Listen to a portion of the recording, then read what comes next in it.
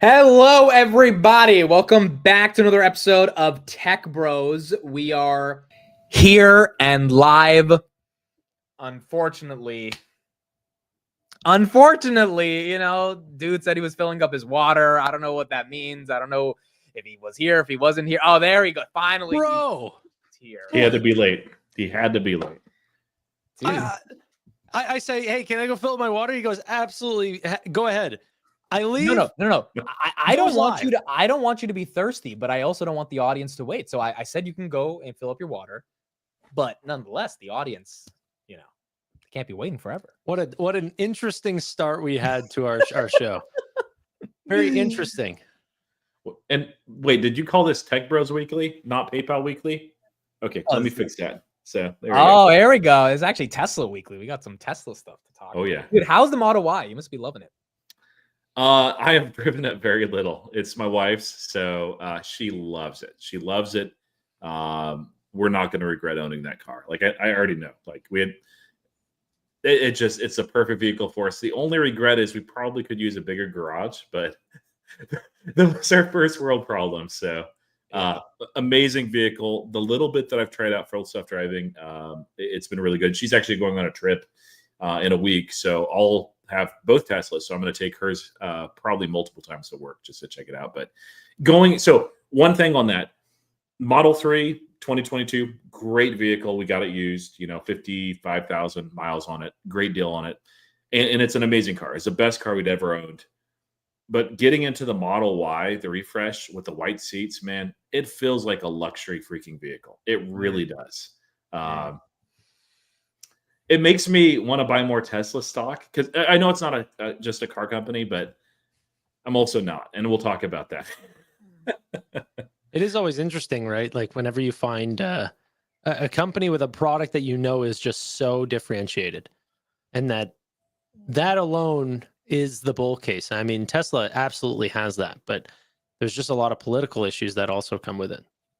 Yeah. So is there a company that you can find a differentiated product well above their users while also not being political? And this is a great transition to Shark Ninja. I knew you were going to say it. Actually, I was going to say, Tanner, can we start off with this? How was your 48-hour fast? Because you did post this video and you had all of us. A fun fact, I actually saw this video before you quote tweeted it because it went super viral. How many views did this get? 20 million views. Yeah, so I saw it. Jeez. But you did a 48-hour fast, bro. How was that? Really tough. Roy here has actually done a much longer fast. So I didn't know. I was talking with Tevis and Roy the whole way through, and they were actually the guys to help me keep going because they kind of told me to stop. And I was like, absolutely no chance. If they want me to stop, that means I have to keep going. So I had a very hard time with it, and it was rough. It obviously doesn't feel good, especially the way that I did with absolutely no prep. But man, it's very rewarding whenever you finish. And actually, if I could talk on this really quick, I thought it was so cool posting this. Everyone in investing thinks or talks about the compounding rate in which they're focused on. Everyone says, oh, I made 30% this year, I made 40%, whatever. But no one talks about the amount of years that they're compounding for. So take care of your body as well. But honestly, Amit, I do appreciate you so much. You're one of the best friends that I could have possibly had in this content journey. And I will be posting more health content because obviously it is a big part of my life. And, how do you feel? Oh, I did feel like I was going to pass. I felt very tired. Like, it does feel tiring. You get up to go to the fridge or something, I guess fridge is not a great example, but you get up to go to like the bathroom and then you're like, oh, I should probably sit down. Like you just get tired from doing anything. I've done 24 hours. I've never done 48, bro. That's like... Roy's done 60. 60 one time. And it was miserable. Like people say it, and I think it just depends on your body type and probably preparation before and a lot of factors, that there's a point where you hit and you have like all this clarity and you feel great. Like that never happens for me. Like at best I feel less miserable as I go along, but yeah. But you're literally thinking about food the whole time. Like it's crazy. That's long. Whenever I do fast, even if it's not 24 hours, I will find myself getting into ASMR YouTube and watching someone eat food because it feels better, like just seeing them eat the food because I can't eat it, you know? Oh man. I do the complete opposite. I don't want to see any food content. I want to keep it as far away from far away from me as possible. Now, I will actually, I think the next fast I do will be at the end of the year, and I'm going to shoot for 72 hours. But well, there is a lot of like ancient literature on fasting and the benefit. This propaganda that we need 3 meals a day. It was sold to us from the food companies. Like, you do not need 3 meals. Now, I know everyone's body is different and all this stuff, but the benefits to fasting are just profound. It really is. If done rightly, you can hurt yourself too. So make sure you know what you're doing. Speaking of fast, you guys see this? SoFi is moving up pretty fast. Had a fun day. 3x. All right, so we will talk about SoFi later as well, because for Tanner and Roy that have been following this story for the past couple of years now, big day for them. It was up like what, 8% today, 5% something? For something. It's up 36% over the last month, over 200% over the last year. Cracking 19, first time since 2021. So that was, a big thing. Everyone thinks I've been following this thing since IPOE. It's not true. I've never seen this company in the 20s or 19 or anything.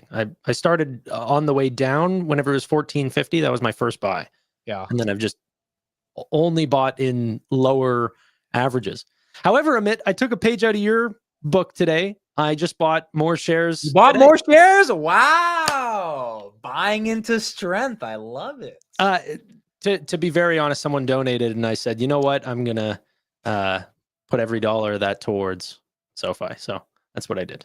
Tanner, take 20 grand, buy 1,000 shares, and just like get this mother effer moving, bro. Let's get to 25, 30, like do it. Dude, the Robinhood 100 shares at 100 was... Okay, so let's talk about that. So let's reflect on Hoodie hitting 100, and then we'll get into all the topics, and we'll keep going from there. Last week, big deal. We did hit $100 a share. This was on Tuesday. We did the weekly on Monday, so we didn't get a chance to really talk about it. But I want to kick it off to you guys. What was your raw reaction of seeing triple digits on this stock? That was shocking. I mean, we knew it was possible. I think we knew like it wasn't unlikely, but like actually seeing it, especially like you have to remember, like all of us were at the very least paying attention to the stock when it was in single digits. Tanner got in like at 13 or whatever. Like it's such an incredible return, and it doesn't feel like ridiculous. Like some people might say it's expensive. Fine, you can have that argument if you want, but man, it feels great. And one little thing with that too. So I did really well during like the COVID stuff with just like trading things back and forth, and of course was in a bunch of junk because junk was floating to the top. Palantir was like my first huge compounding because of a sheer performance of a company, not just stock market doing stock market things. But sometimes you when you look at it and you just have like a one-off type thing, you're like, is this actually repeatable? Like, am I just lucky? Then Robinhood. And there's been others since then too. Did we get lucky twice, Roy? Did we get lucky? I don't know. Did we get lucky? Robinhood, yes, absolutely. And HIMS could be there. HIMS has been very good for me. SoFi, it's starting to like it just once you get your second like 10x, like that's what it is from the first positions I was buying in Robinhood. Well, it was all option, but just go with me. I was buying under 10. It's like, okay, I don't think it's all luck. There is an element of like timing and just seeing the opportunities and stuff. Like it's not all just like I'm so good, I'm not doing that. But yeah, it felt so good seeing that because I'm like, okay, I've had two 10xers, two 10 baggers in the last few years. It's like it's incredible without options. Like just man, honestly, I give a lot of credit sometimes to this community. Like I would not have found Robinhood if it wasn't for you guys. It's funny. Like there was that whole thing about Weeble and everything going online. And everyone goes, "Oh, why were we all in a group?" It's like, well, because these are the best investors that we know. Like, so if you want a second opinion from anyone, why would you not go to all the people that you're watching on a daily basis anyway? So like, why are we watching them? Well, they're the best investors that we know. Like, I follow Chris, Roy, Amit, and I don't just do this whenever I'm on a show with them. Amit knows this more than anyone. I'm in his chat all the time. Like, No. so I don't know. It's always good to get second opinions, and that's essentially why I think I even got a part of Robinhood in the first place, or some of these other names, is just because, you know, I listened and I wouldn't have found some of these opportunities, and I've passed on some of the other ones that I don't agree with, but that's also fine too. Like, but putting it on my radar is really what I'm thankful for. I think the beauty of this is it really was a community effort. I mean, there's just massive amounts of due diligence that have not been found by you, me, or Roy. It's from random people across the world who maybe got introduced to Robinhood because we made some videos, some tweets, some articles about it. And then they got into the story, just like we were into the story, and they started digging up as much as they could find. And that reinforced our conviction that there's a real community that sees what we see. The DD was really good, so it helped us potentially buy more, keep our position, etc. And it was a community effort. And I think it is something to be cherished because this game is so freaking hard. We saw what happened with Weeble over the weekend, right? Like, you think you have a thesis, and then just something like, it is so hard to find a generational company that you think is generational, but can they actually prove to be generational? Can the street recognize it? A founder that's not full of shit, which Vlad was perceived as being full of shit for a very long time, and he did a full 180 on that. And then the growth, like the actual, like if it's a meme stock, it doesn't need the growth because it's just going to get hyped up to get hyped up. But Robinhood has been putting up the growth, and now they're getting a hell of a multiple at like almost 30 times sales because of that growth. And quite frankly, there is a lot of luck involved. And I don't think it's only luck, but I don't know if we get to find, forget another 10 bagger, but even a 5 bagger, right? Because most people got into Robinhood at 20, so 20 to 100. Like, do we find that as easily? Like, are the macro conditions going to be available over the next couple of years to find that stock? And if you do, then you're a hell of a stock picker, but it's really freaking hard. And so I think we got to cherish it because it was incredible to see it happen. Yeah, and like as far as 5-bagger, like we'll find those, just because like if you give yourself a 10-year time frame and you're investing on what you perceive as quality companies, some you'll miss. But I mean, if you look back 10 years ago just to see how many 5-baggers there were, there's quite a few. Now, part of that is, just the power of being invested in U.S. stocks and companies that are just absolutely killing it in a bull market. But yeah, we'll have more 5-baggers for sure. But a 5-bagger in like a year or two, maybe not. Like, we might have to wait another 3 or 4 years until, because never know what the market's going to do. So, man, it just feels nice though, just to see. And I absolutely agree with you guys. Like, there's so many stocks and tickers, and you only have so much time. And so having a circle of people that you can bounce ideas off of just helps so much, because sometimes I'll pitch something and these guys will shoot it down, and sometimes I think, oh, they're wrong, and sometimes I'll be like, those are points I hadn't considered yet. And Robinhood was one of those where I just was like, no, this is a Kathy Wood thing that she's all over, and the IPO was way up there, and I would never invest in that. Why would I invest in a brokerage? And Arnie, he basically shared with me, and he was sharing his due diligence way back in like April maybe or May 2023. And I took a look for the first time, an actual look. And I was like, okay, yeah, this is compelling. And I didn't know how compelling it was at the time. So yeah, it's been quite a ride. Yeah, and look, I mean, I've heard this comment a lot as well. This combo is giving PQ for you. I think there's 2 responses to this. Number one, I think we're just celebrating as a community. We started this podcast because of Robinhood, so it's okay to celebrate a little bit the fact that we all got to this point. Number two, none of us, definitely not the 3 people on this stage, are oblivious to the fact that Robinhood is a cyclical business, and if we have a nasty bear market or even not that bullish of a market, then Hood's revenues are going to flatline. We are hoping and trusting that this company can diversify enough of their product offerings to be ready for a 2022 scenario and not fall 80%. We might be wrong, and right now might be the best time to sell. But, I think they've given us enough belief that they're going to be able to figure this out, but the risks are still there. And so I'm curious in the chat if anyone sold covered calls or bought puts or on it, like very curious to see what you guys did. But I think all 3 of us, we didn't do anything. I don't think any of us took any profits.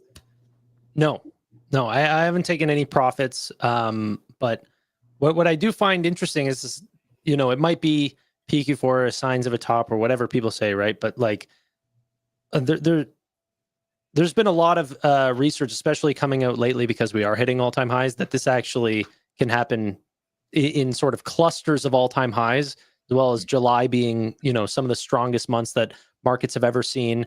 If the market is strong, Robinhood is strong.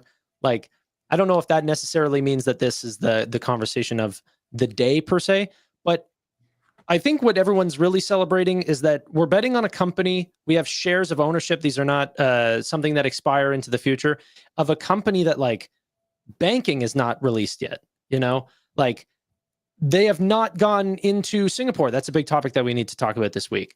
Like they have so much more room to grow, so much TAM, like zero competition or worry about someone sort of biting at their ankles right now. So the premium's high. Will it get any higher? I don't know. But the continued execution and in growth in financials is really what I'm celebrating. Yeah. I'm just happy that the market also sees it. It reflects in my portfolio. That's exciting. But overall, the fundamentals is not something that I think is peak euphoria. I think that's just going to continue to grow. And it's one thing for a company to have a motto, like, you know, or a vision. All of them do, but a lot of them don't mean it. It's just like, you know, just kind of there. Democratized finance, like I didn't, you know, I thought, well, yeah, it's just, you know, mostly for optics. There is some that they're doing, not all of finance, surely. Now I'm like, yeah, they're doing it. And yet another example from this last week was the Robinhood chain, which, you know, we'll have to see what that actually looks like. But any other company where they're like, hey, we're moving like our entire company on chain and we're opening it up to developers and doing all these crazy stuff, I'd be like, yeah, sure you are. I mean, like it's a nice idea and project, but it's going to be hard to carry out and it'll take, you know, like years and years and it'll never be fully executed. Yeah, this is Robinhood though. So they're not just, you know, speaking out of their mouth to pump the stock. It's not just hyperbole. It's they mean it. And you know, it's audacious, wildly so what they're doing, to the extent that regulators are still trying to figure out what and how they're doing it. But nevertheless, like I'm not buying more Robinhood here, but I'm happy to hold. I am. Shares. You are. I don't think there's anything wrong with it. Yes. I don't think it's crazy. It's not cheap, and it's very volatile. Like it's $40 not that long ago. But if we get a correction at some point, I'll buy more Robinhood gladly. Yeah, baby. Crazy.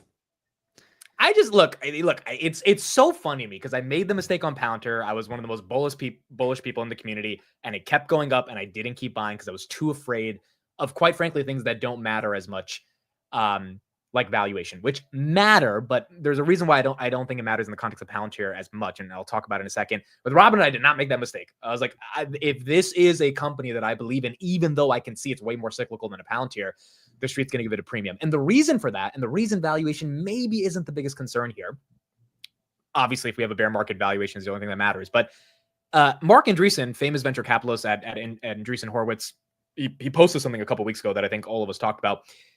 It was this phenomenal statistic that 90% of the value in the stock market in the past 50 years has been created by 2% of the companies that are public.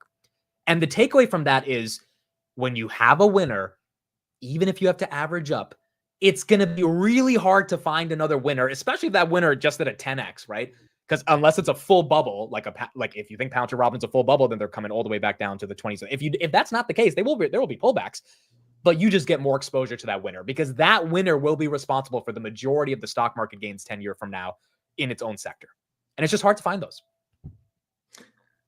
One of the best things, or one of the neat things about Robinhood is it's cyclical. It still is. They're less cyclical as time goes on. But when there is a crypto winter, not if, when there is a bear market, not if, those are going to be amazing times to add if you want to. Like as long as this company continues to execute at a high level, like that's where it's like, oh man, yes. I won't be. The great thing is at that point, I won't be like crying and being like, oh man, my stock portfolio is down so much. This is terrible. It's like, oh man, Robinhood is trading at that again. Yes. I'm excited. And the funny thing is, like, if this bull market continues and crypto winter stays away for another year or two, I don't think that it will, but it could. You know, $100 might be that price where it corrects too. So you never know. So just to add on to your is crypto or when crypto goes into a winter, I know this is going to sound a little crazy. Are we in a crypto winter? No. Because what would you define it? But what price would you define Bitcoin being at a crypto winter? I wouldn't define it as a price. I'd define it as volume. And from like I think activity is going to be the new thing that people determine whether there's winter or not, which is also what I worry about more and more for Bitcoin and the likes of that, is that, like, you know, Tom Lee's whole case is that, like, hey, if only a point percentage of people are trading Bitcoin and everyone else is hodling, that's actually not good for the brokerages, right? If everyone's just not moving it and the volume stays low. So obviously Bitcoin's at an unbelievable price right now, but the volume that we've seen in the last month or so and what we've continued to see is 1/3 of what we've seen the months prior. So Yeah, it's not good for definitely hood or not market. a spiking bull market right now. Roy, you think Yeah, it's a so crypto winner? no, it's not. Crypto winter is when you're going to hear people basically say that Bitcoin is a scam and all the crypto is a scam and everything. It's not like crypto bull markets doesn't mean that Bitcoin just goes up in a straight line and all the alts run and everything. It's a little bit different for a lot of reasons. Institutions, we have regulators that have opened up the floodgates, so to speak. But also, as far as alts, usually there's a bigger alt run, but a lot of the alt chains, there's not really much of a purpose for them. For some there are, but a whole lot of them there's never been anyway. But there's even fewer, I think, now, just because stablecoin replaces the utility of a lot of them, and frankly, it's just a better vehicle. Although there still is a need for level 2 chains, just because stablecoin would not work otherwise. So someone said institutional volume though, but okay. So what about a sort of a retail winter? Okay, but before we get into the OpenAI controversy, because that's a big topic on Hood, what if there is never going to be a crypto winter again? And what I mean by that is the Saudis, the Chinese, the BlackRocks, the US government, potentially the sailors of the world, everyone is backing this asset up. It's not like it was every other cycle where there wasn't this type of institutionalization. Could there be a world where maybe the volumes are intense, but the asset doesn't fall 70% again? But that's what I'm saying. That I think is that's what we might be seeing, is that the asset prices are not falling, but the retail interest is. Like, clearly there's not as much trading. There's less and less. I mean, by a large percentage, and yet the price is staying really high. But maybe that's just sovereign money. That's a winter for the brokerages, which sucks, but I don't think that's a full-on winter. Yeah. So sorry, I'm highlighting more about what it means for Robinhood. Yeah, I mean, like, I just don't think by any definition. I think this is just a lull, and it's not that uncommon. If I can recall correctly, correct me if I'm wrong. In a normal crypto cycle, to have periods of lulls, what you usually have before winter too is you'll have a blow off the top rally. We haven't seen that. I think that might be coming. When that happens, I'll be like, "Yep, crypto winter is right around the corner." But to your point, this is kind of like a stock that goes from heavy retail to more and more institutional involvement. Yeah. That kind of stabilizes it. It can still be volatile, but not nearly as much as it was before. And a lot of people perceive Bitcoin as digital gold, and you just don't. Why would you trade gold unless you need it? There are people that speculate on it. That's fine. But a lot of them, like myself, I have a Bitcoin position. It's my only thing right now that I'm DCAing into on a weekly basis. And I'm not like, people are like, what's your price target? Where are you going to get out of it? I'm like, why would I get out of it? Oh wait, hold on. Can I ask you guys a question then? Okay, so Tanner, I saw what Amit said. Go ahead. Okay, so Roy, you know that Robinhood's given away 5 Bitcoin on July 21st. Every dollar you've put in over the past like 3 weeks is one entry. 5 people will win. This to the chat as well. If you are the winner of a full Bitcoin from Robinhood, you got to pick an answer. Don't bullshit me. Are you selling it and taking the $108,000, or are you holding it forever? Oh man. The hard thing is, I haven't shared my like portfolio size to the exact penny, but it's less than $1 million. So at that point, Bitcoin becomes a very large part of my portfolio. I'd probably sell half. No. That's not what I said. One or the other. Yeah, you're either selling it or you're holding it. I'd keep it. I think that long term, like as long as I don't need the money, there's no reason to sell it. Honestly, dude, I'd sell that. I'm definitely hodl as well. I'm taking you guys are ridiculous. I'm taking the 100,000 and I'm putting it into Nvidia. No, like literally, I gave one of my sons financial advice. They're the only people I actually give financial advice to, but they're my kids. The older one, he's got some money saved up, and I'm like, you should be buying stocks. What are you buying? And he's like, no, right now I'm just raising cash. I'm like, dude, you got a ton of cash. Put it to work for you. And he's like, yeah, stock this and that. And he's got SoFi, so he's happy with that. But I'm like, well, buy Bitcoin. Just buy $1,000 of Bitcoin, man. Come on, do it now. And he's like, nah. I'm like, I don't know. It's hard to see with regulators. Like, I think the U.S. House declared either this week or next week as crypto week, which is just like the craziest, weirdest thing. SEC is completely changing and pivoting. Regulators, even in Europe, like, are more open to crypto. And like the United States actually has a vested interest to pave stable crypto regulation just because of the impact of stable coins on treasury and also the dominance of the US dollar. It's a crazy time to be alive because we've seen such a pivot from just persistent headwinds. So it could be that this is a much longer bull cycle than I expect. But man, I don't know where it's going in the next year, but over the next 10 years, it's going to be worth more. Tanner, you're holding it, I imagine. Yeah, I think even less than the money. What I find really interesting is that, like, I don't know if you guys saw the buzz around the 0.1 Bitcoin this past weekend or whatever, but essentially if you own 0.1 of a Bitcoin, CZ believes that, you know, that'll be enough to buy you a house later on in life and stuff like this. And it places you in like the top 2% of all Bitcoin holders. So Having just $10,000 worth of Bitcoin, that's what his argument is. Yeah, essentially that will be house purchasing money in the future. I think having one Bitcoin flat, good place to stay. Wouldn't care about the asset value, not nearly right now. I don't know. If it's not going to be life-changing money, why even look at it at all? Yeah, that's the easiest thing for me. Like, I regard crypto in the same way as I do precious metals.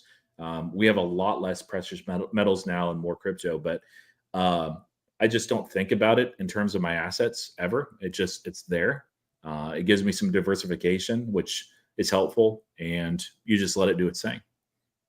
And bro, the CAGR on Bitcoin has done phenomenally. Even if you drop that down to 20%, I mean, like, it's hard to beat the market and complain. Like, I don't know. You're not wrong.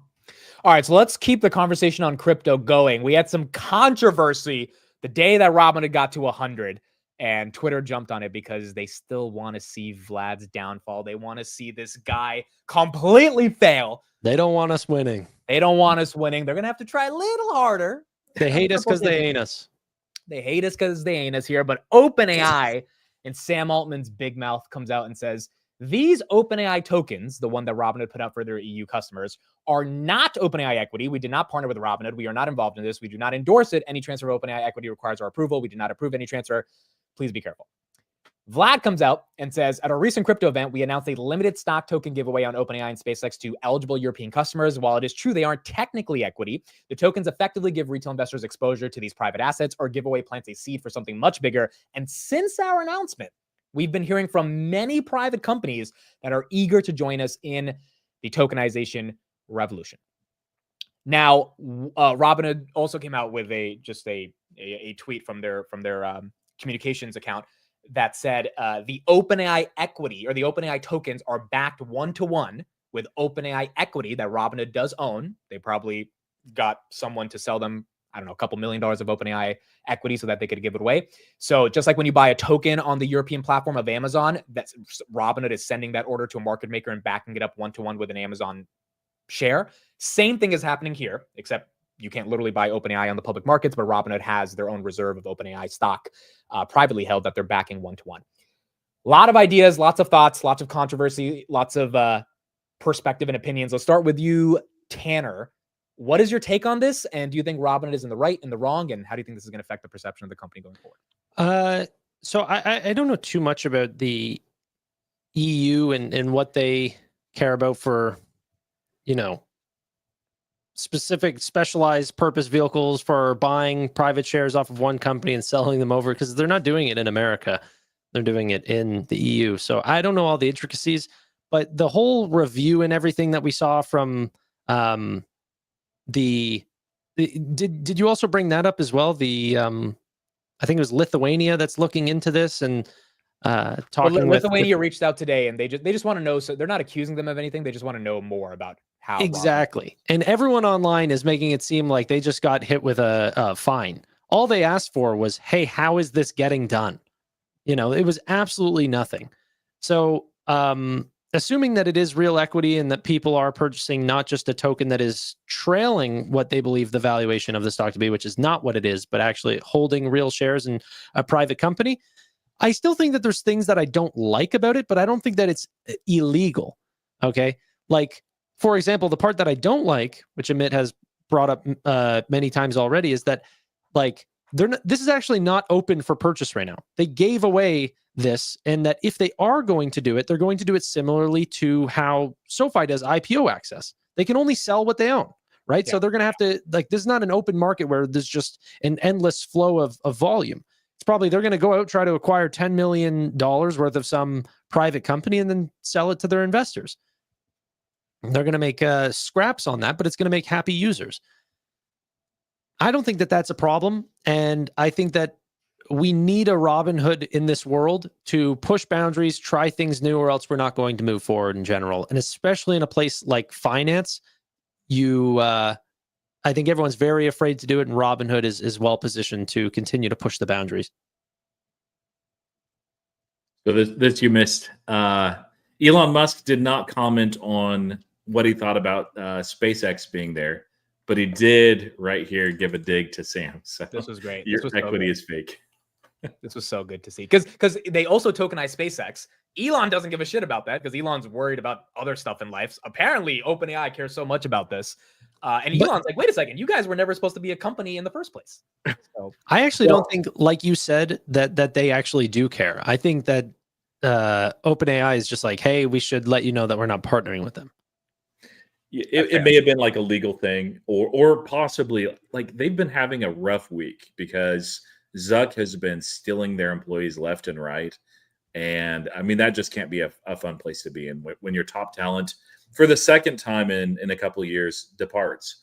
That's rough. So I'm kind of curious, you know, when I saw that, I'm like, I wonder if they weren't having all that happen, if they would have handled this a little bit differently. But yeah, it is so funny, by the way, how all that went down. They go, oh, you know, how much, or like, I guess people don't care about culture as much as you thought that they did, right? And all this stuff. And then they came out and said that Meta was doing this with shady practices, like just a few hours to accept the deal or not, or else it's off the table. Did you guys hear that? yes.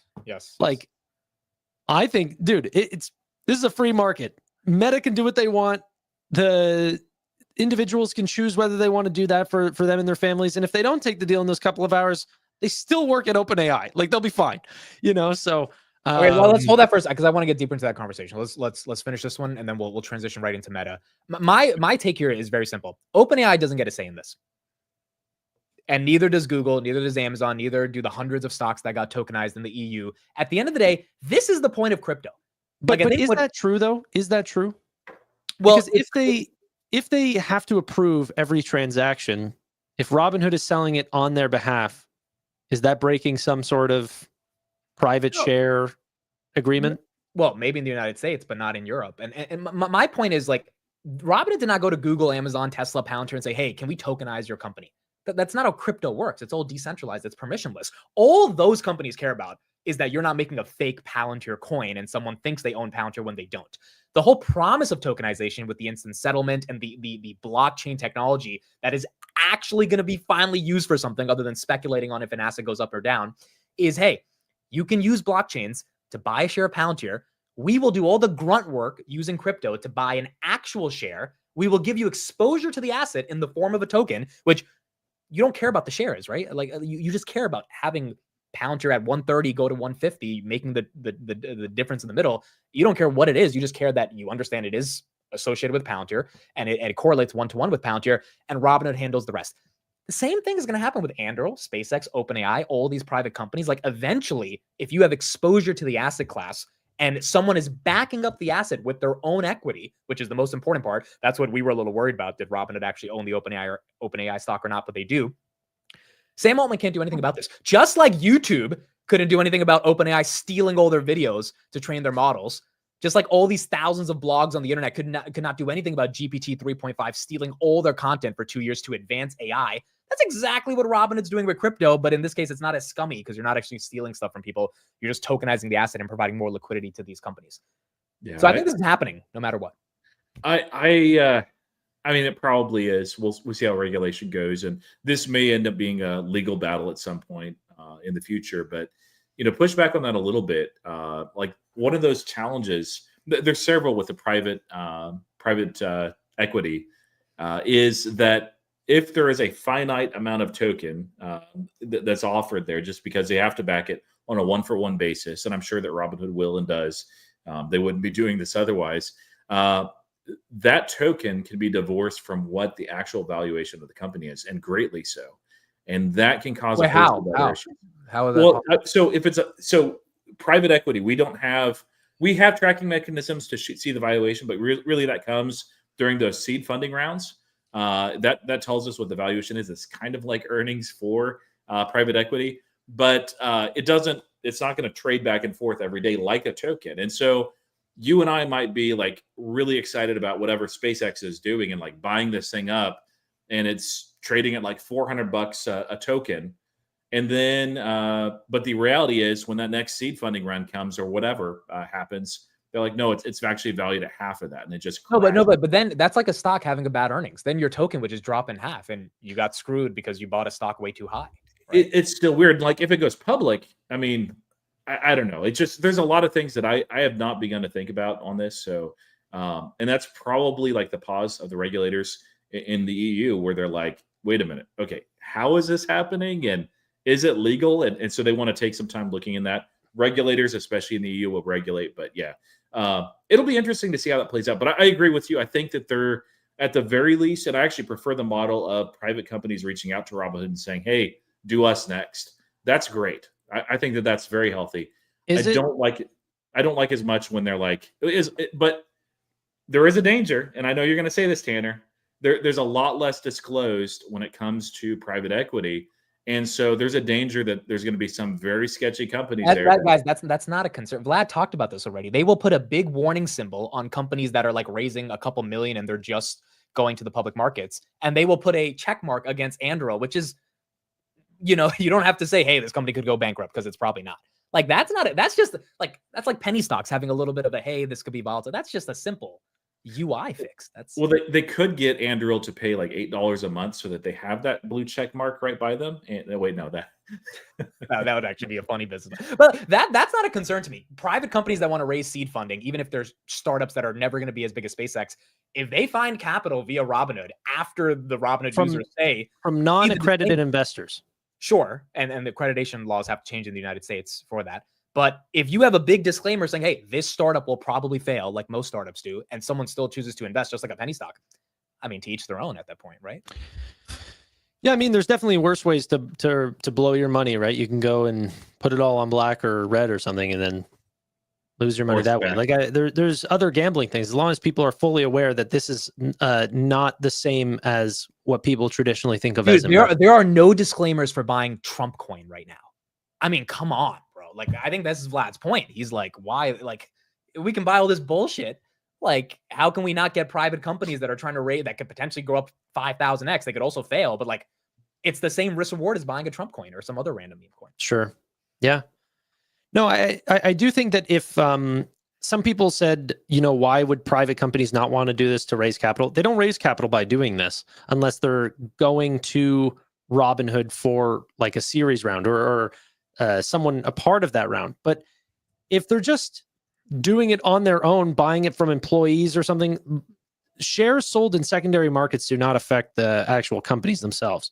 So they wouldn't really want that to be said. And then if you're also trading in secondary markets as well, potentially that could affect sentiment of employees and everything if the secondary market is putting a different price on the stock than what investors might think it is. Like, for example, Chime had a Series F, something like this, like a very late round of their funding that was $25 billion valuation. And then they went public at an $11.2 billion round. No one wants a down round, but that's what happened. But between those two times, what did employees and everyone that had stock options think? Like, I don't know. I think that it affects companies. So would they have wanted a secondary token that tracked the price? I'm sure Chime would have said no, until they went public. Right. So I don't know. There's a whole lot of weird nuance. I don't worry about going public. I don't worry about any of that. I think that the private shares would be treated the same way private shares are now whenever a company goes public. New shares are added and they're sold to the public, and then your shares are available to a larger, wider audience. But okay, so that transitions us into what's going on with Meta and OpenAI. So I think OpenAI is probably also upset because everyone's leaving. So this came out a couple hours ago. Apple's top AI executive, Roy made the point that he didn't know there was a top AI executive, but there is at Apple, is leaving for Meta's new super intelligence group. And then Alexander Wang left Scale AI to join Meta, and he posted this picture. There's like 10 people or 8 out of these 10 people left OpenAI to join Meta. And that's kind of crazy because OpenAI is perceived as this company that's going to take over the world. They're going to achieve AGI, etc. They like going up against the big corporations, and they're the small little startup taking over the world. And it looks like, based on what Sam Altman has said, these people were offered literally $100 million deals for one person to leave, and they're leaving, which begs the question around, is the culture of OpenAI, forget the compensation, worth staying? So, Roy, what's your take on this? And does this mean that Meta is now the actual AI stock we should all care about? Well, I love that there's this direct from Apple to Meta, because I've been making this comparison for a little while where, to give some context, Apple Intelligence launched at the previous WDCC. Well, it was announced. It was not all it was cracked up to be. It was mostly just a good show and a good story, and that was it. And their AI strategy largely has been maybe find some partnerships and then write white papers about why AI is bad. Like literally, they published multiple, and it's like, come on, guys. They're just hoping this whole AI thing goes away. And so they're doing nothing about their failed project. Meta, they've had some AI ventures. And so Llama, which is an open source LLM, it was doing very good for a while. They released, I think it's Llama 4, and it was a failure. It was not nearly as good as it should have been. There's a lot of issues with it. It didn't pop like they expected. And so instead of Zuckerberg doing a Tim Cook and saying, you know what, we're going to bow out of this AI thing, or we're just going to stand pat with what we got and hope for the best, he realizes that there's a problem, because he's a really good CEO. I don't like the guy too much, but he's a great CEO. And so he's willing to, because they have just a ridiculous amount of money, and Apple does too, go out and get that talent. Tim Cook could have done the same thing. He could have said, you know what we have is not working. It's not good enough. And it's vital that we innovate. But instead he's like, we're fine. And so Zuck does the opposite here. Short term, it's probably bearish, honestly, just because if you're throwing out massive deals like this, these sound like sports contracts for elite athletes. There's a cost to that. There's a big cost to that. Now, if they pull it off, and the talent pool, I don't recognize a lot of names here. I do recognize some, but it seems like it's pretty deep looking at these guys. So it will probably take them some time to gel, just as it would for anybody. If you take the All-Stars and you have the United States compete internationally for basketball, it takes a little while for these different players that are on different teams to really gel and mesh and really figure out what they're doing. But the great thing about Meta is they have Zuckerberg, who's not just going to say, okay, guys, just create AI stuff and make it like good for us. He has a very specific plan and target of what he wants to be executed. And it's so much easier to integrate into that system where he knows what he needs. He knows the talent that he needs to acquire. And as he acquires people, he plugs them in place. So long-term, this is very bullish for Meta. Again, I'm not going to invest. I'm on the sidelines here, although it is in my draft portfolio. But yeah. Tanner, before you give your take, let me just play this quick clip of Sam Altman talking about this. Google, in the early days of Facebook, it was rational for them to try social, even though it was like clear to people at Facebook that was not going to work. And I feel a little bit similar here, but they started making these like giant offers to, a lot of people on our team, like $100 million signing bonuses, more than that comp per year. It's crazy. And it is crazy. I'm really happy that at least so far, none of our best people have decided to take them up on. This was 3 weeks ago. A lot of their best people are leaving. Yeah. I think that people sort of look at the two paths and say, all right, OpenAI's got a really good shot, a much better shot at actually delivering on super intelligence and also may eventually be the more valuable company. But I think the strategy of a ton of upfront guaranteed comp, and that being the reason you tell someone to join, like really the degree to which they're focusing on that and not the work and not the mission. There's many things I respect about Meta as a company, but I don't think they're a company that's like great at innovation. And I think the special thing about OpenAI is we've managed to build a culture that is really repeatable innovation. And I think we understand a lot of things that they don't about what it takes to succeed at that. But that culture is leading to people saying, I'm out. I'm taking a couple $100 million from Zuck. So Tanner, what is your take on this? Yeah, I think it's important to highlight that this is not just $100 million. This is like anywhere between $300 and $400 million for a multi-year term. Like these are bigger than sports contracts. These are the size, if not more, of the acquisitions that Robinhood is trying to make for full businesses that operate, for individuals.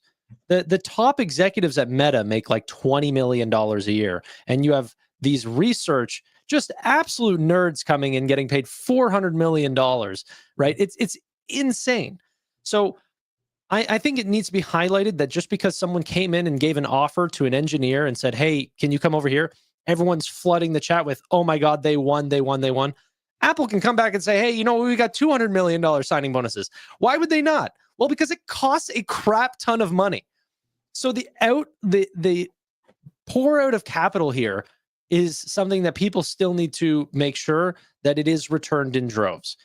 Obviously, with the super intelligence comments that Meta has been making, these unbelievable signs, he is wired on this idea that the world's about to change big, and he'll pay any price to make sure that he's the number one player. It is actually quite exceptional, not for what Meta is going to be on the other side of this, but what the industry, the world is going to be like on the other side of this, if his bet will come true. So I think just the sheer size is something that's quite incredible. But like Roy put it, I think it will actually be bearish in the short term. And you know, there will be other players with their B teams that will do well. Yeah, I don't think you'd necessarily need all the original creators of every new product. Do you think this messes up their earnings? Like, is Zuck's gonna have to come on the call and say we've spent $1 billion on like 10 people? I don't think people will be mad. As long as he casts that vision, and he really can. Like, he is a visionary. And one of those things that they've been building, he's been passionate about, is the metaverse. And the way the metaverse actually lives up to its potential. It needs both hardware and software. Hardware, it'll take time, but you know, they're getting there. But as far as software, like the dream science fiction version, which seems probable, honestly, at this point, like the Ready Player One type vision, is a fully immersive type of game or system. Now, there's a lot of societal challenges and stuff I'm not going to go into, but what you need for that is you need some sort of engine, an LLM that's able to create generative content that is adaptive. And so both graphics and LLMs are getting to that point. Llama is not up to the task, though, and also a compelling story. And again, more work needs to be done, but it doesn't feel impossible. If they do that, there's a massive first mover advantage. It's going to be hard, especially given the capital that they're putting out there and the talent as well, to pull something similar off. And so basically they're launching something that doesn't exist yet. Like Quest 3, yeah, it exists, but something like that is going to do very, very well for a lot of people who just want, at least for a little while in their life, to escape this present life and go into something else. We can argue whether that's good or bad, but it is bullish meta. Yeah, I mean, it feels, dude, Apple already is so behind in this. Like, it's pretty obvious. And the fact that they lost someone today to Meta, I don't know, dude. I don't know what's happening with Apple. I think if I was any of these employees, or even ones that, you know, decided not to take the offer or anything like this, I would go out on my own and see if I could raise capital myself. I mean, have some ownership in these businesses. If your peers are getting $100 million signing bonuses and a couple $100 million more in comp per year for a 5-year period, it's unbelievable. Well, two of the OpenAI co-founders, Ilya and the Mira raised $2 billion with no product. Ilya raised at a $32 billion valuation, I think $1 billion with no product. So, like, if they were able to raise that much money with nothing other than like an idea, granted they are the originators of ChatGPT, so I get why VCs are excited to give them money. Yeah, you would think Meta has the and what does that mean for Nvidia? If Meta's willing to spend $100 million, like they don't buy as many GPUs. The GPUs is just like the first step. Like, now they need the talent, which just means it looks like there's an unlimited blank check ready for NVIDIA. And honestly, I want to shake people sometimes. Like, open your freaking eyes. Meta is paying hundreds of millions of dollars for a few people worth of talent, worth the thousands that they also have to pay for. It's like, it's not like these guys are setting up teams like, oh, well, that's the price of the team. No, now it's time for those guys to tell them which, members that they want to add to their teams. The outlay of capital, I don't know what I'm saying.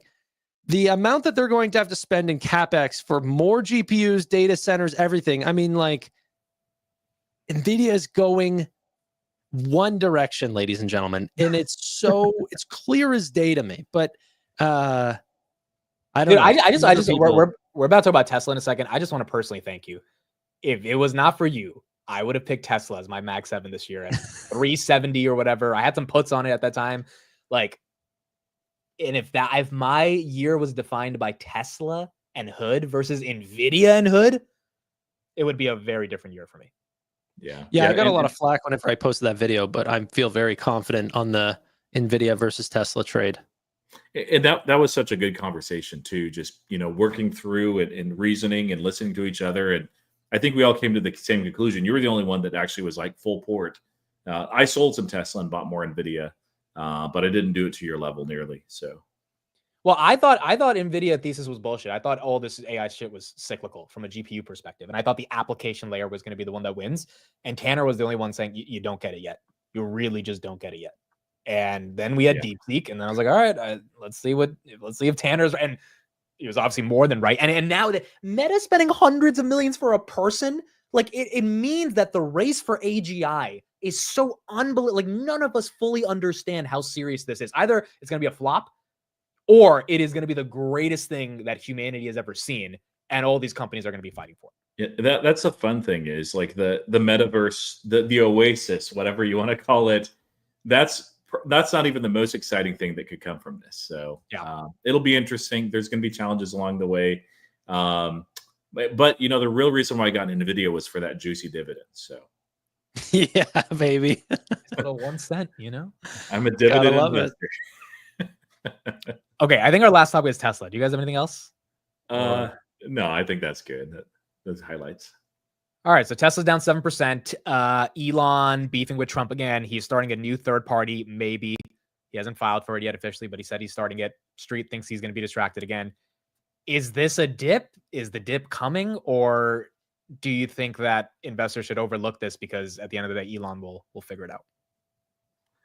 I think that we'll get a better dip before the end of the year, just a guess. And if we don't, that's fine. I have Tesla shares.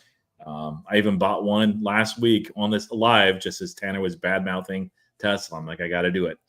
But and that's down, of course. Over the short term, they have a massive demand lever that's pushed. Just because by September 30th, you have to take delivery of your new EV to qualify for that EV tax credit. And so there's a massive demand lever for people that have thought about getting a Tesla and for whatever reason have been putting it off. Now, we got ours, but there's a lot of people that are like, yeah, in the next year or two. And they're like, okay, if I save $7,500 now, yeah, I'm absolutely going to do that. So they'll have some good delivery numbers in the third quarter. But in the fourth quarter, I don't know. I think that there's going to be a lot more pain. And like the main thing is this is a stock that trades very much on a narrative. So robo-taxis have been a narrative that have propped it up, but that's going to take a little while. I would love to buy a dip in Tesla, but this is not the dip for me. I want to see it below 200. I think the $7,500 federal tax credit is a benefit, and taking it away will suck. Once you add on the fact that Trump the America Party, which I actually think is, I think that the debt is a massive issue that continues to be, ignored because everyone in the political chain needs their little thing. They want their parks funded. They want all their little steps. They want other people to lose their funding. They want to keep theirs. And that chain is never ending and causes a massive $37 trillion dollar bubble here. That blows. I mean, that really does suck. To me, I would think that the most powerful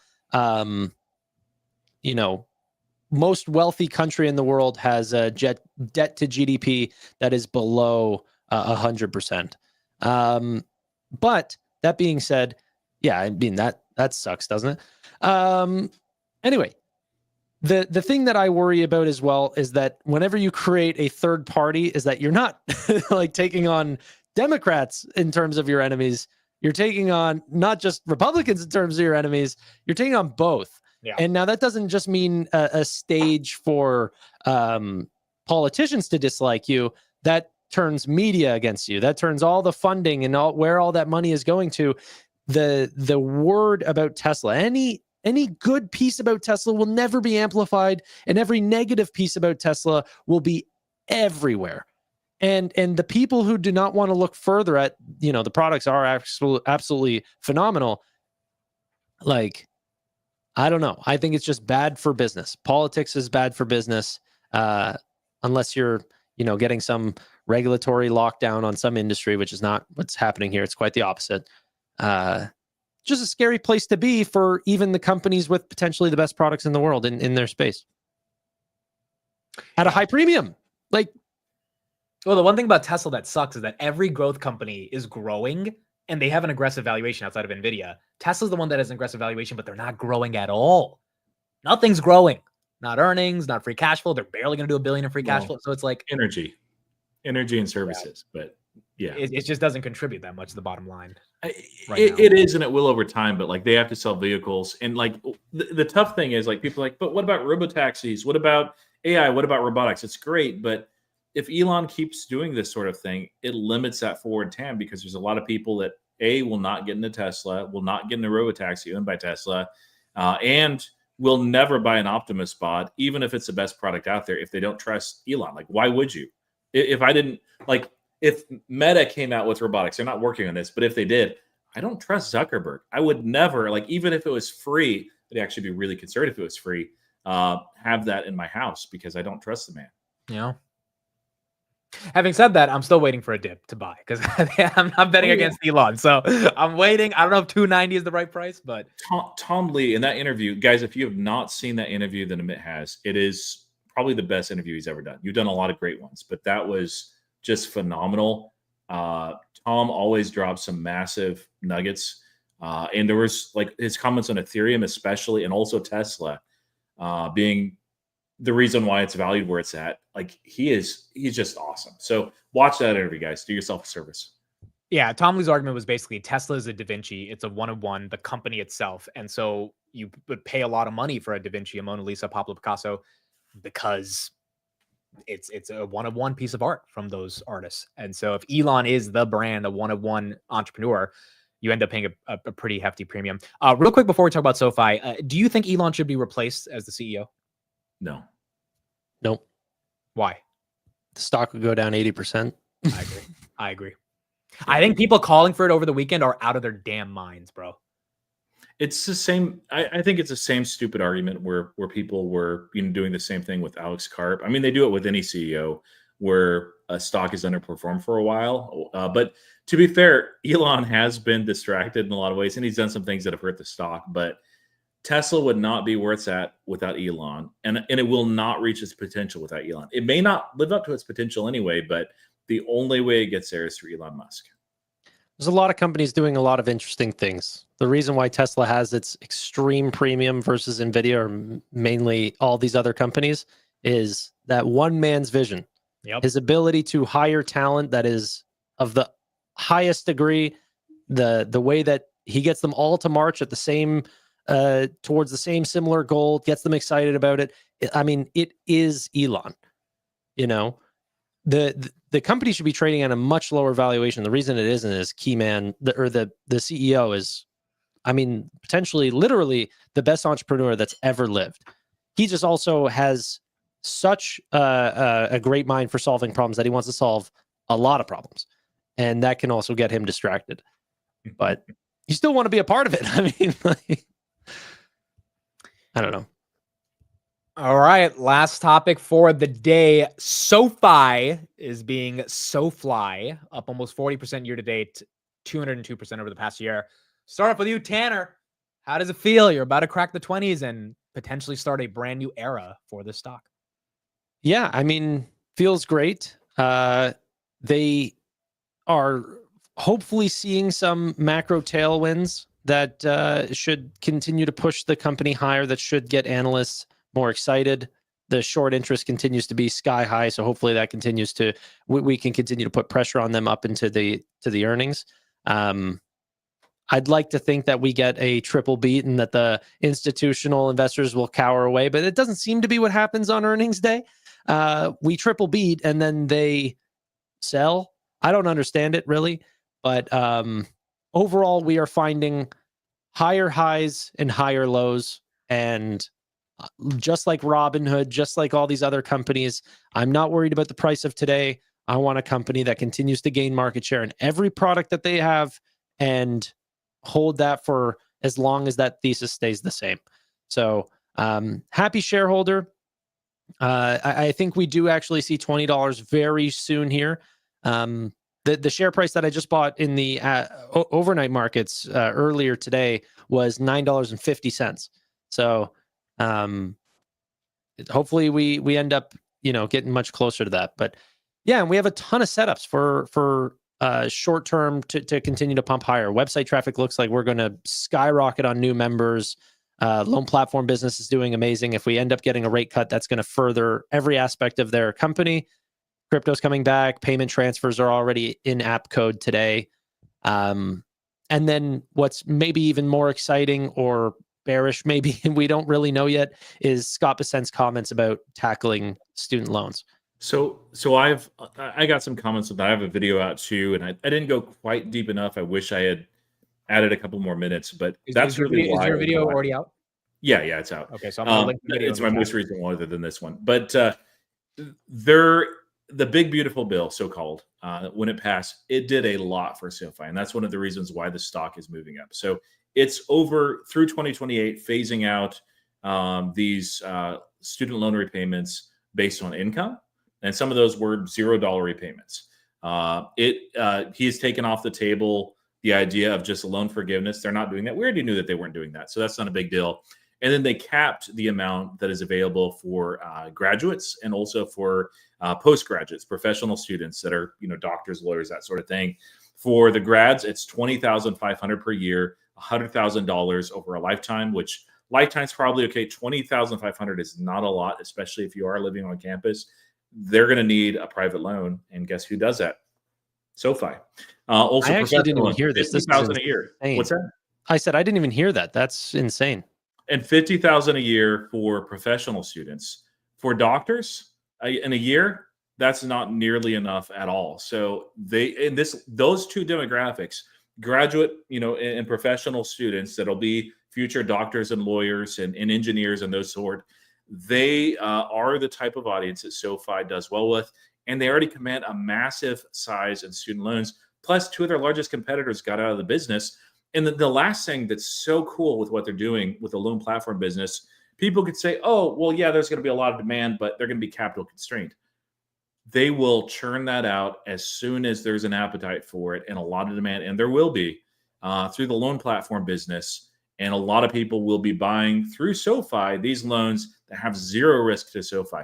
Now, the one wild card is what Tanner said, what Bessent mentioned as far as tackling student loans next. But we can pretty much rule out they're not going to forgive because, they're not. He said that as much. Probably not going to do income-based repayment just because they're phasing those out. It doesn't make sense to phase those out. So I don't know what the solution is and what they're looking at doing.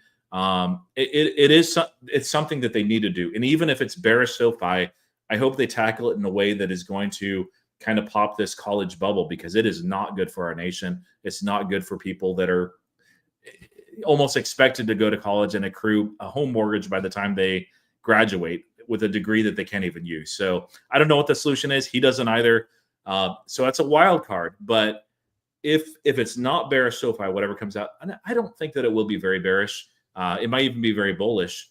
My $25 price target by the end of the year for SoFi might look absolutely bearish. Yeah, I mean, I think when things go on a run, they can really go on a run. And whatever has been the reason that's been holding SoFi back, if that reason is broken through and retail gets excited and the street gets excited, I mean, $20 is not a lot of like actual money for people to spend on a share. It's not like $100, $150. So like you'll have people just throwing thousands and thousands of buy orders for shares and just hope to maybe it goes up to 23 and then from 23 to 24. And you get people hopping on and then it just kind of happens. And then if your intrinsic value for SoFi is anywhere near 35 and the argument is that it continues to be undervalued even with the run, it could change a lot of lives as SoFi gets momentum. Yeah, definitely. All right, cool. I think that is it for us. The results on this poll for Bitcoin, 52% of you said no, you would not sell a free Bitcoin. Woo! Huddle. Huddle gang. Here's my thing. If you think Bitcoin's going to 250 at the end of the cycle, I think you could use that 100K to make better than a double on a return. And then if Roy's right, there's a crypto winter and Bitcoin comes crashing down, like it's just like, but I get most people think they just want to hold forever, right? It'll be worth millions per coin and that probably will happen eventually, but I'm taking the money, bro. I'm taking the money. Here's the thing. In the future, like what happened in Venezuela or whatever with the Venezuelan bolivar, you'd go around to your local shops and people wouldn't even accept the currency that they were selling it in, right? They didn't want that. Hey, give me US dollars, give me gold, whatever you have that's actually of real value. I'd rather take that than this Tinder. The US dollar, I mean, there are people that really do believe that their future house will be bought and sold in real, like something that has real value. Maybe that's Bitcoin. So you got to have at least one. I mean, that already puts you in the elite. Just have one. Enjoy it. I think that argument though is dead with stablecoin. Like it just US dollar is going to be dominant for a long time, just because of the prevalence of stablecoin and what it's going to do for a lot of these, especially because the vast majority of holders of the treasuries and the stablecoin as well are international, and a lot of that's Web3 stuff. But as they shift and move towards real commerce, that's going to be increasingly differentiated. So I don't know. We're so blessed to be in the United States, other than Tanner, who's in the 51st state pending. It's just such a good setup. It feels like a cheat code, honestly. Being born in the United States in a time like this, not everything's perfect. There's plenty of problems. The debt is one of those. Student loans is another. But for every problem that we have, there's a lot of good stuff happening too. It's nice. But we don't get the stupid SpaceX and OpenAI tokens because EU gets that somehow. I don't know. Since I said that US dollars will be used for firewood, my views have gone down. It was a joke, guys. All my money is in US assets right now. All of it. The Canadian calling out the US dollar. I've got way more US dollars than I do Canadian dollars. I'm betting on your guys' future. Let's chill. So speaking of views, I think we should just acknowledge that, like, we usually don't do this, but there's about 1,500 people watching us, and it's been around that 1,200 to 1,500 for the past 4 or 5 weeks now. So, yeah, thank you guys for watching every Monday. I mean, this was just something we did for fun to start with Robinhood, and then kind of got sued, and we had to transition, but we get to talk about anything now, which is fun. Obviously, it's Robinhood first, and then we get to everything else. But yeah, it's been an awesome community. I think the core people that watch us every Monday actually give a shit about Robinhood. Like if you care about Robinhood, you're probably watching this on a Monday. And there's not a lot of, I mean, the SoFi community is still massively bigger than Robinhood. Same thing with Palantir, Tesla, Nvidia, et cetera. But, now the community is really starting to get formed, and it's super cool to see it happen. It's crazy how it works. A company can go from 8 to 100, and then people just look at it, go, it passed me by. Or like they still don't get it. I mean, I don't know what has to happen to get people involved. But that's been the really fun thing over this last week. So I and several others too, started talking about Webull is, I was seeing it as maybe a 2x over the next 12 to 18 months. So nothing crazy. I'm just like, hey, it's a good setup. And then they did something on Friday where I'm like, okay, this is stupid. And I still have my shares. I've sold all my vertical spreads, but it was really fun in the comments having people that don't follow me educate me and like, why are you not in Hood? Hood is a much better play. It's a much like, hey, Roy, don't you know Robinhood's the real play here? And Roy's like, yes, I know. I've heard of them before. They're all right, yeah. But no, it was just awesome because retail sentiment has changed so much that 2 years ago, you post anything or you mention anything on Robinhood, no one's interested. Everybody's like opportunity cost, dumb company, scam, sham, Vlad's, fake, whatever. And there's still people like that. There always will be. And that's fine if you're of the opinion of that. But man, what a time to be alive. And it's not, and I get the feeling a lot of it is price action. Because that's the way retail works, right? If Robinhood is trading at like $20, people would be a lot less excited, which is a shame because I'd be even more excited. I'd be loading up. But some of it also is just sheer execution. People see the velocity and the excellence with which they've executed, and doing it with that small of a staff, keeping that constant, keeping SPC, actually rolling back the numbers. It's just like, and then all the forward, like moonshot type projects, just, man. You know what? There used to be a common saying with SoFi investors that would hate on Robinhood, and they'd always say, yeah, but the company is running on Galileo and these sort of things. Wait until the day that SoFi Invest is running on Robinhood chain. They have their own Galileo now. There's a really good chance that they could be the ones that have the underlying technology for brokerage, and that's a real possibility now. Yeah, that's something we'll need to talk about on SoFi Weekly this Friday. But that was a good analogy that Robinhood has their own tech platform. Maybe. It's, and the great thing is, like, even if that doesn't work out, it's still a great company. So, and I just want to say, we aren't even in the S&P 500 yet, and that part is what makes it really exciting, because this is not a meme stock that, like, when people say it's a meme stock, I'm like, you just completely missed the story and you're not paying attention. This has been execution week after week after week in terms of how they've been showing off to the market why they are so special. The market's rewarding them. What they announced with the crypto stuff truly changes the dynamics of everything going on, and they're not in the S&P 500 yet. When is Williams-Sonoma going to move their entire business on chain again? Well, Tanner showed the S&P 500 updated market caps, and Williams-Sonoma is not eligible anymore. Yeah, 22.7. If I'm not wrong, they're at, let's check right now, they're at 20.8. Now, they're probably not going to get kicked out, but still. I heard from StockGoat or something that he said like 150 of the companies in the S&P 500 do not qualify. He's right. It's crazy. Just on market cap, and there's some that have lost profitability too. So yeah, there's a surprising amount of chaff there. Now, not every company that's lost profitability or has a small market cap is a bad company. Like Enphase, I think, is a good one. It's just very cyclical and it's beaten down. It might still be the smallest market cap in the S&P 500. Probably will get booted out, but yeah, it's wild where they can't figure out how to get Robinhood. They can't figure out how to get AppLovin. They can't figure out how to get, like, even Snowflake. Like, come on, get these companies in there. But whatever. Hopefully September, dude. Yeah. Hopefully September. Okay, last question real quick before we leave. When you guys go to order Alfredo pasta, what are the types of noodles that are in that pot? I'm just curious how you, like, can you describe what type of Alfredo pasta you like? Alfredo noodles. No, but there's another word that comes after Alfredo that starts with an F. No, that starts with an F. Fettuccine?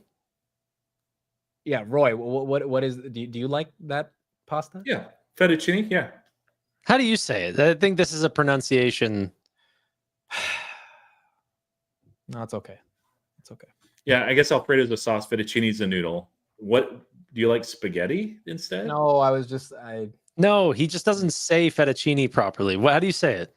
I thought for the past 10 years, and this morning the word of the day was some pasta word, so I mentioned fettuccine.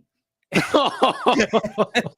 the whole freaking, I'm ready to end the stream. The whole chat's like, is he troll? Is this like, what is that? And I'm like, what are you guys freaking out about? And then I went downstairs to my sister. I was like, how do you say Alfredo? She's like, oh, fettuccine. And I was like, it's freaking chini. I thought it was chuni for the past 15 years, bro. I thought it was fettuccine. You've ordered that at restaurants? Can I get the fettuccine? In my head, I think, oh, Alfredo fettuccine. Like that's how I've never said chini. I've never said that ever. That's awesome, man. You have your own style, and you just have to admire it. Like, I mean, no, it's not style. It's just being an idiot, bro. Like, it's like I thought it was fettuccine for the past 15 years. Like today was a major revelation. But you're acting like it was one word. You come to us every week with a new word that you just pronounce a made-up pronunciation that no one else says. What's your first language? Because it's not English, bro. People don't see the world the way I see the world. No, what is the it? great thing is, in a Massachusetts? couple years, you'll be big enough that you can create your own pronunciation, and you're big enough, so that's the way it is. I thought it was Massachusetts. How do you say it? I'm not even saying that one. I forgot about that one. I can't say Massachusetts. I don't know how to say it. So it is. Byzantine, I think you got right, if I remember. No, I thought it was Byzantine, but Byzantine, yeah. It's close. All right, that's it. Thank you, everybody. Everyone's Twitter, YouTube's in the descriptions. We will be back next Monday, and I'll see everybody tomorrow in the market open. Bye, everyone. Bye, Have a good guys. one.